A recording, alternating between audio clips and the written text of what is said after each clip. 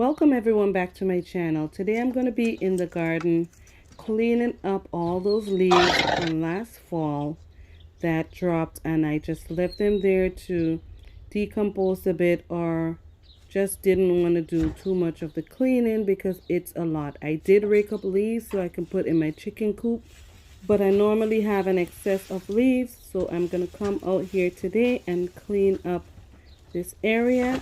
We have been having favorable weather this spring, and so I'm going to come out here and do some cleaning up, and I'm just going to take you with me.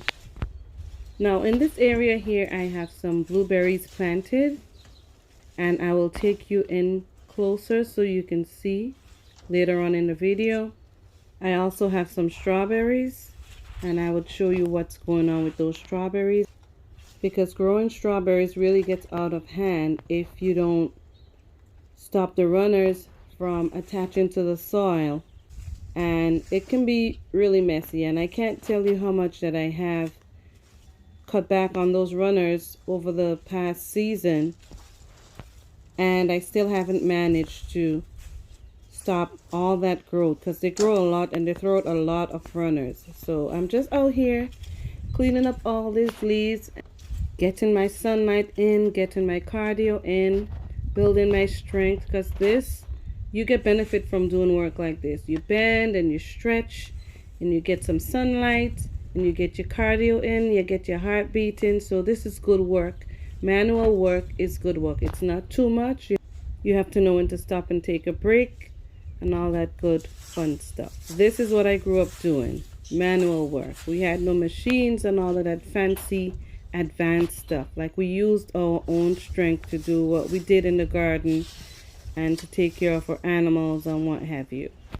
So my cleanup consists of raking up the leaves and picking it up in that bucket right there, gathering the stones that are in the garden and just piling them up in one spot. And those stones, those rocks, are from coverings I had over some of my plants last year, and I just used those rocks to hold that covering down so that the wind doesn't blow it away.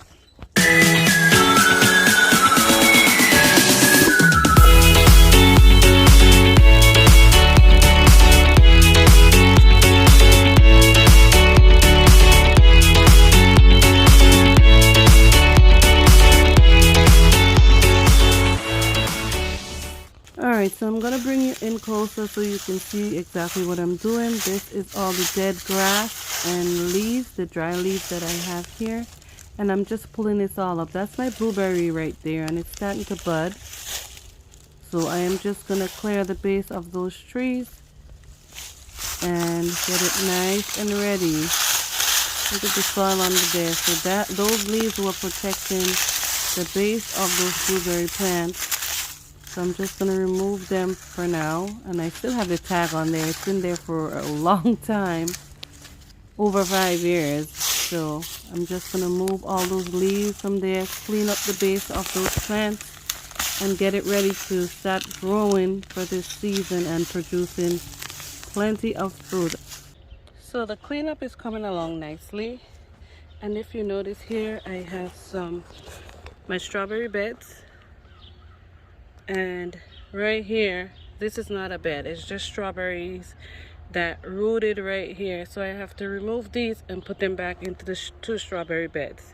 This was a bigger strawberry bed that I planted in for years, and it just became too much. So an advice for you, if you're going to be growing strawberries, try to grow it in a container if you can, because sometimes it gets out of hand. Yes, I understand you may have the space for it, but at the same time you would really have to keep up with it. And I can't tell you how much I have tried to stop these strawberries growing and the tendrils reaching out and rooting elsewhere other than where I want it. So I cut the bed in half, and right here now I have red onions and shallots planted in the second half, and those I planted back in the fall, and they're already coming up through the soil. But yeah, I was able to cut the beds in half, and now I still have to remove these right here and put it right back into the bed. and do some of the cleaning up. Make sure the crown of the plant is healthy, because if you notice, there's a lot of dried out leaves right here. And these strawberries flower early. They're getting ready to start flowering. Also, when I'm cleaning up, I notice beneficial herbs coming up in my garden. This is dandelion coming up here, so I just pay attention to the beneficial quote-unquote weeds that comes up in my garden, and I do not pull them at all. But let's continue to clean up. So this is where I gathered all those rocks up against that fence, and I did a pretty good job, I think, of cleaning all those leaves out. And I mean, I have a ways to go still, but this cleanup is coming along pretty good. I'm gonna get back to work here.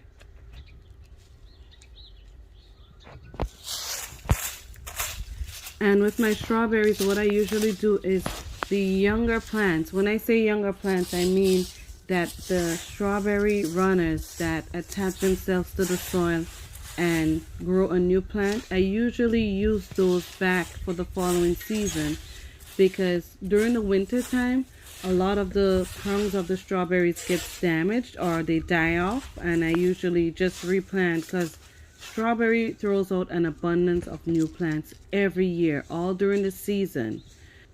But when the plants are producing fruit, what I do is I cut the runners off, so that way that energy could go into the fruit itself and not focus its energy on that runner and that new plant.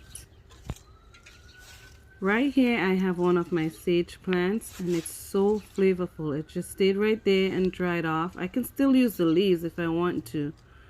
And it's gonna spring back up because it's a perennial. And this sage plant, I call it my mother plant, because I have had this sage plant here for at least 5 years, but I also split it to make extra plants. My favorite part of being out here is just listening to the sound of nature. Listen to that. You hear that? I appreciate nature. This right here is all that strawberry plants. Look how many I have just growing everywhere, from the runners just reaching out and attaching itself to the soil. So I'll just transplant these. Oi! And it comes up. The root system on this is really good too. Good morning. So I can just take them out of here and put them, I'm just saying hi to my neighbor driving by, but I can just put them back into the bed.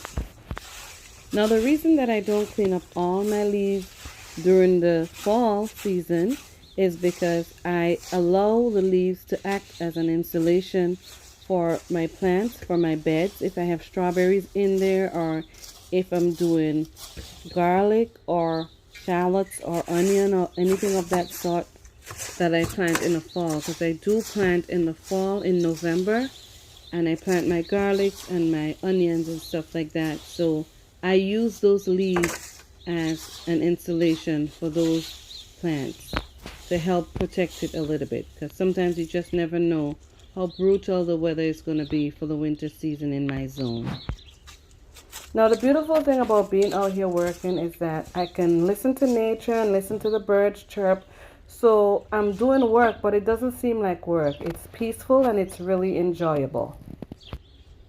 I know I'm using this tiny little rake here, and these are rakes that I bought for my kids when they were much younger, preteens and teens, and they held up pretty well for all those years, so I'm still using them. They're easier for me to manage. I don't need a heavy long rake while I'm doing this work, and so I just use those smaller rakes. But I have bigger rakes that I can use. I have the big leaf rakes, but I prefer to use the smaller rakes because it's manageable.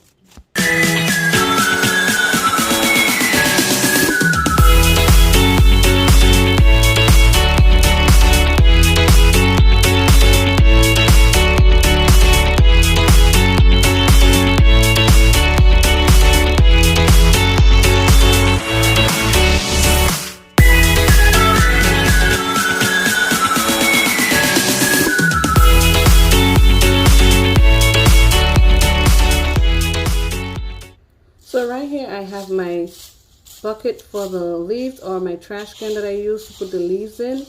And the black bucket right there is for any trash that I may find in my garden while I'm cleaning, because the winds are going to take trash from wherever, whether it's a piece of plastic, a piece of paper, whatever I don't want in there. I just use that bucket so I can clean up whatever trash that's in there and remove it from my garden while I'm cleaning. I know it's not a lot of trash, but I don't want any plastics or any materials that I don't desire in my soil. I just remove it from my garden, so I just get that bucket ready for when I find anything while I'm cleaning my garden. More rocks, and I just put it off to the side. I do get a lot of leaves because I have maple trees, I have oak trees, and when the wind blows I get other people's leaves off their property.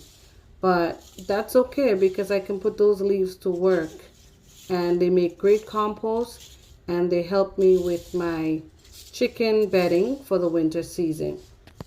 So in the fall, it's a lot of leaf raking and bagging up for my bedding, and it's a lot of composting, it's a lot of muscle building, because you see my hands going with that rake. Yeah, it's building my muscle and maintaining my strength, and so that's a healthy aspect of being able to do what I do in the garden. It's simply a win-win for me. So don't let what seems to be work, manual labor, deter you from gaining from this experience, gaining from doing work in the garden. We call it work, but for me it's not work. It's just me being able to come out here and appreciate nature and enjoy my peaceful space on whatever I'm doing out here, listening to the natural sounds of nature. You may hear me talking about nature all the time, but I learn a lot just from coming out here and being observant and listening and paying attention to what's going on in the garden, what the pollinators are doing, what the birds are doing, the songs of them, and just their natural behavior in their natural habitat. So I learn a lot every time I come out here, and I'm reminded about the importance of maintaining nature and natural materials in your garden as much as we can, and that we should be doing our part for that to happen. Avoid using sprays and pesticides, and allow nature to do what nature does. Let the garden feed the garden, and let's remember that the ecosystem is important for survival and renewed repopulation of different species, whether it's man, plants, or animals. Now that I've come to the end of my cleanup session here, thank you for coming along with me, and as always, thank you for watching, and I'll see you again next time right here in Fifi's Journey.